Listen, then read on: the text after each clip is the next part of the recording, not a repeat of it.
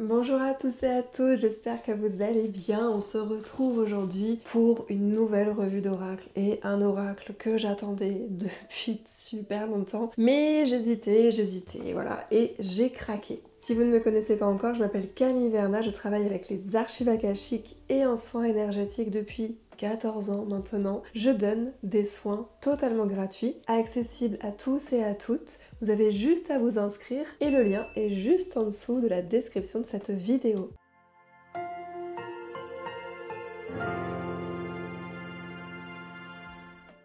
Alors aujourd'hui, on est sur un oracle, vous avez vu la taille, il est énorme, vraiment, mais il est énorme. Il a été écrit par Colette Baron-Reid, Alberto Villoldo et Marcela Lobos. Il est édité aux éditions Vega et il coûte 29,90 €, donc c'est déjà un bon budget, mais c'est vrai que c'est un gros coffret. Au niveau de l'ouverture, on est sur une ouverture magnétique et à l'intérieur du coffret, vous avez une phrase: les légendes racontent qu'à l'époque où le temps et le langage n'existaient pas, il y avait des symboles sacrés. Alors il y a bien 3 auteurs. Le docteur Alberto Villoldo est un anthropologue médical qui a étudié les pratiques de guérison des chamans de l'Amazonie et des Andes pendant plus de 25 ans. Ensuite on a Colette Baron-Reid qui est médium, qui a fait je ne sais combien d'oracles, et Marcela Lobos qui a été initiée aux traditions spirituelles de guérison de l'Amazonie et des Andes. Elle est née et elle a grandi au Chili et elle travaille avec les femmes chamanes. Ah, c'est intéressant d'avoir fait un oracle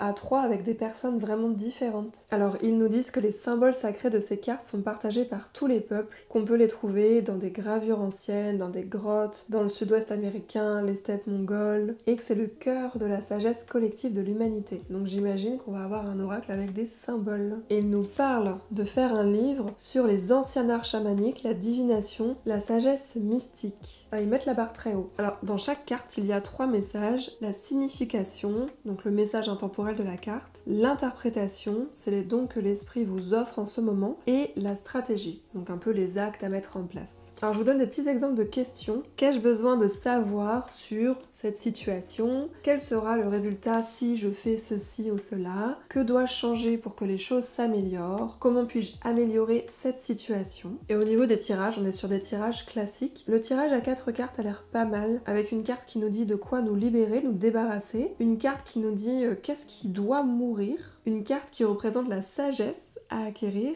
et une carte qui représente le destin possible. Donc ça a l'air intéressant. Alors les cartes, elles sont encore dans un coffret qui est dans le coffret. Au niveau de ce deuxième coffret, on est sur une ouverture en cloche et les belles cartes. Alors il y a 64 cartes, je ne vais pas toutes vous les montrer, ce serait vraiment très long, mais on peut en regarder ensemble. Les anciens, elle est très belle cette carte avec les plumes d'oiseaux, une sorte de soleil ou de lune, c'est très très beau. L'achèvement, très très belle carte avec un bel ouroboros. La carte du corbeau aussi qui est sublime avec tous ces mélanges de couleurs.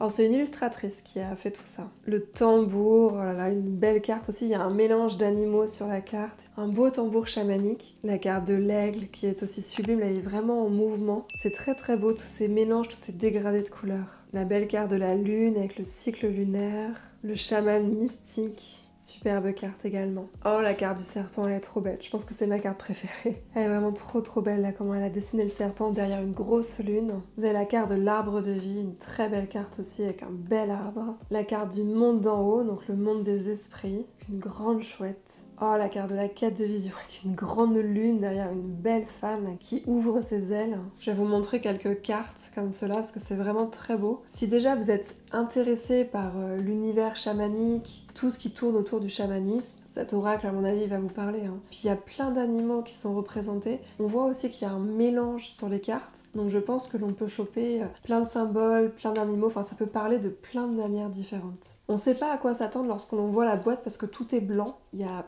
quasiment aucun extrait en fait de cartes, donc on sait pas vraiment sur quoi on va tomber, comment vont être les cartes. Ça c'est un peu qui tout double parfois quand tu achètes un oracle et tu te dis bon, est-ce que ça va me plaire ou pas, mais celui-là pour le coup c'est une bonne surprise. Je vais mélanger les cartes et vous allez penser très fort à la situation sur laquelle vous avez envie de poser une question et on va l'explorer avec le tirage à 4 cartes. Oups là. Alors, sud, nord, est, ouest. Alors la carte du sud, c'est ce dont on doit se libérer, se débarrasser. c'est nos vieilles mémoires. J'ai tiré la carte de l'épée. L'oracle du chaman mystique nous dit que l'on est invité à dégainer notre épée et à nous en servir et qu'il n'est pas recommandé d'hésiter, de perdre son temps à bavarder ou à se cacher. Le ciel et la terre sont alignés pour nous aider à revendiquer notre pouvoir et d'entreprendre les actions qui s'imposent. Donc une carte d'action. Surmontez votre peur de blesser les autres et dégainer votre épée. Donc ce que l'on doit lâcher, si je comprends bien, c'est la peur de blesser les autres et d'enfin parler, de passer à l'action, de surmonter nos peurs. La carte de l'Ouest, c'est ce qui doit mourir en nous. La danse des fantômes. Le chaman mystique nous dit que nos ancêtres ont un message de guérison et un remède puissant à vous offrir. Il nous dit de célébrer nos ancêtres et que si l'on est prisonnier d'un cercle vicieux, de nostalgie, d'un deuil, d'une jeunesse perdue ou d'occasions manquées, c'est le temps de faire un autel et de demander à lâcher cela, donc à laisser mourir. On nous dit que vous n'avez plus rien à apprendre d'anciennes relations, d'anciennes rancœurs, d'anciennes émotions et ce qui est passé. Je pense qu'on n'aurait pas pu mieux tirer pour ce qui doit mourir finalement. Ensuite, la carte nous dit quelle est la sagesse que l'on doit acquérir. La sagesse de la spirale. L'oracle du chaman mystique nous dit que pour nous renouveler, on doit se débarrasser de nos vieilles peaux. Décidément, aujourd'hui on est dans un tirage de nettoyage et on se débarrasse, on libère.